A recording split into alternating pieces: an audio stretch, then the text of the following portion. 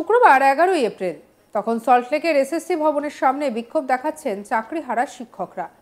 হঠাৎই তাদের মাঝে হাজির হন তৃণমূলের বিজেপি সাংসদ অভিজিৎ গঙ্গোপাধ্যায়।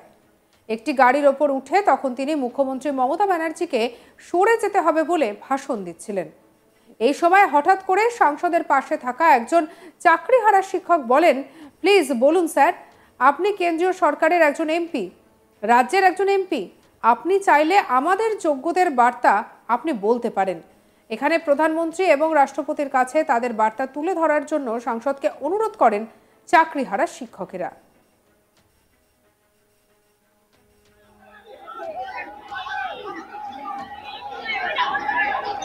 যোগ্যরা বাঁচবে স্যার, আমাদের আবেদন স্যার, আপনি রাষ্ট্রপতি এবং প্রধানমন্ত্রীর কাছে আবেদন করে ইমেল করুন স্যার, উল্টো যোগ্যরা বাঁচবে স্যার। আমাদের কি বলছেন একজন চাকরিহারা শিক্ষক, শোনাবো আপনাদের।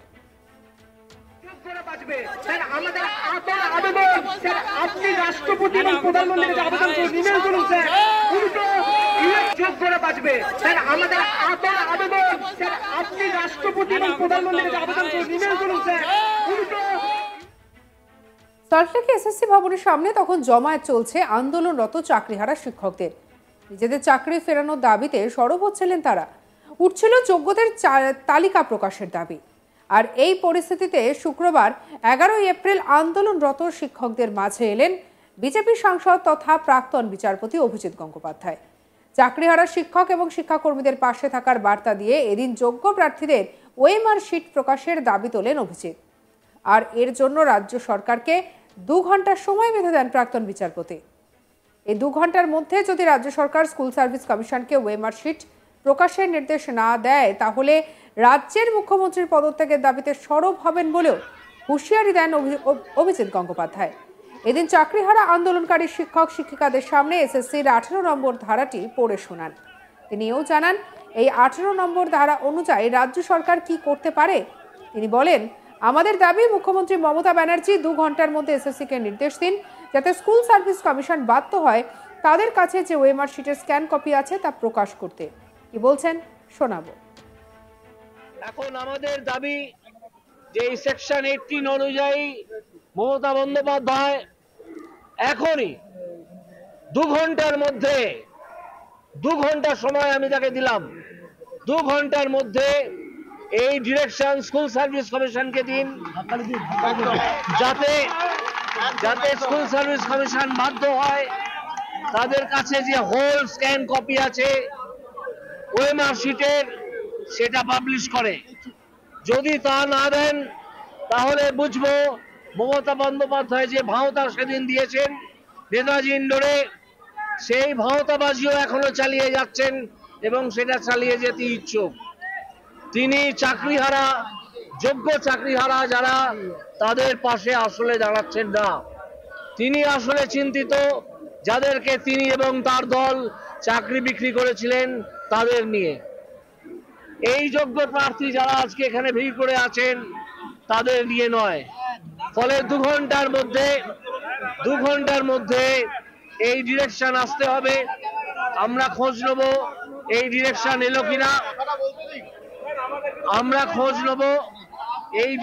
এলো কিনা, এবং সেই ডিরেকশন যদি না আসে আমরা মমতা ব্যানার্জির পদত্যাগ চাইব প্রতি মুহূর্তে।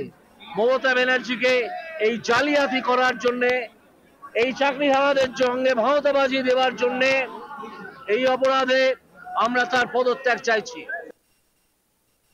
যদিও এদিন চাকরিহারা শিক্ষকদের কাছে বক্তব্য পেশের মাঝেই গো ব্যাক স্লোগান শুনতে হয় অভিজিৎ গঙ্গোপাধ্যায়কে। আন্দোলনকারী শিক্ষকদের একাংশ বলেন, তিনি এখানে রাজনীতি করতে এলে আমরা তার প্রতিবাদ জানাবো, দয়া করে বলছি এখানে রাজনীতির রং লাগাবেন না। এরপর আন্দোলন স্থল থেকে কিছুটা সরে যেতে বাধ্য হন বিজেপি সাংসদ। পরে তিনি বলেন, তিনি প্রথমত শোনেননি তাকে কেউ গো ব্যাক স্লোগান দিয়েছেন। যদিও আপনারা বলছেন যে গো ব্যাক স্লোগান দেওয়া হয়েছে, তাই আপনাদের বলতে চাই এই বিষয়টির সঙ্গে প্রধানমন্ত্রীর কোনো সম্পর্ক নেই। অভিজিৎ গঙ্গোপাধ্যায় একজন সাংসদ হিসেবে প্রকৃত চাকরিহারাদের পাশে থাকবে। কি বলছেন আর শুনবো। কেউ গো ব্যাক স্লোগান দিয়েছেন এটা আমি শুনিনি, প্রথম কথা।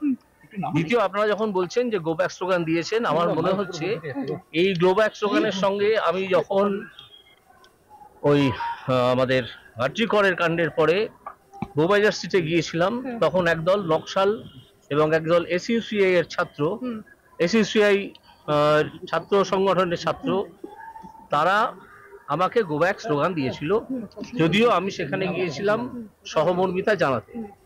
আজকে এখানে কোনো সহমর্মিতার ব্যাপার নয়, আজকে আমি সরাসরি এসেছিলাম এদের সঙ্গে আমি আছি এবং থাকবো বলে। এই নকশাল এবং সিপিএম এবং এসইউসিআই এরা ওই অভয়ার আন্দোলন সম্পূর্ণ ধ্বংস করেছে তৃণমূলের চামচা হিসেবে। সেই তৃণমূলের কিছু চামচা এখানে জড়ো হয়েছে, জড়ো হয়ে হয়তো গো ব্যাক স্লোগান দিয়েছে। তারা এখানে বলছিলেন যে প্রধানমন্ত্রী কি বলছেন, এটা কি প্রধানমন্ত্রীর ব্যাপার? তারা যদি এইটুকু না জানেন এবং প্রধানমন্ত্রীকে জড়িয়ে দিতে চান, তাহলে আমি বলবো আপনারা মতলববাজ। সেই সিপিএম, সেই এসইউসিআই, সেই নকশাল তাদের হয়ে আপনারা এসছেন। আপনারা জেনে রাখুন, অভিজিৎ গঙ্গোপাধ্যায় ব্যক্তি হিসেবে এখানে থাকবে এবং এদের এখানে প্রতিটা পদক্ষেপের সঙ্গে যতটুকু সাহায্য করা যায় এই প্রকৃত চাকরিহারাদের, আপনাদের মতো চামচাদের নয়, প্রকৃত চাকরিহারাদের তাদের সঙ্গে থাকবে। সেই জন্যে আমি আজকে সেকশন 18টা পড়ে দিয়েছি স্কুল সার্ভিস কমিশন অ্যাক্টের, যে স্কুল সার্ভিস কমিশন যখন এই ওএমআর শিট পাবলিশ করলো না, তখন সরকারের এই ক্ষমতা আছে section 18 of school service commission act অনুযায়ী, যে স্কুল সার্ভিস কমিশনকে ডিরেকশন দিতে যে তুমি ওএমআর শিট পাবলিশ করে দাও। যে কোনো লফুল ডিরেকশন তারা দিতে পারে। তা আমরা 2 ঘন্টা সময় দিচ্ছি মমতা ব্যানার্জিকে, যে কোনো ধরনের লফুল ডিরেকশন তিনি বা তার শিক্ষামন্ত্রক স্কুল সার্ভিস কমিশনে পাঠাবেন। আমরা 2 ঘন্টা সময় দিচ্ছি মমতা ব্যানার্জিকে, যে কোনো ধরনের লফুল ডিরেকশন তিনি বা তার শিক্ষামন্ত্রক স্কুল সার্ভিস কমিশনে পাঠাবেন, এবং পাঠালে স্কুল সার্ভিস কমিশন বাধ্য থাকবে সেই ওএমআর শিট পাবলিশ করতে। যদি এই ওএমআর শিট তারা পাবলিশ না করেন এবং এই ধরনের ডিরেকশন যদি না আসে, তাহলে আমরা ধরে নেব আপনারা ওএমআর শিট পাবলিশ করতে চাইছেন না, কারণ আপনারা স্বচ্ছতার অভাব এইটাই চান, স্বচ্ছ হতে চান না। Transparency demands publication of the all OMR shits.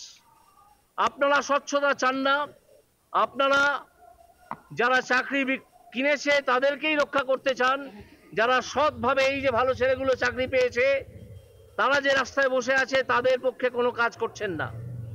আপনি কি নিয়ে তাহলে, আপনি অন্য অনেক ছাত্রছাত্রী আছে যারা রিভিউ অ্যাপ্লিকেশন নিয়ে সুপ্রিম কোর্টে যেতে পারে, যারা তাদের কথা বলতে পারে, আপনি সেই কথা বলায় বাধা দিচ্ছেন কেন?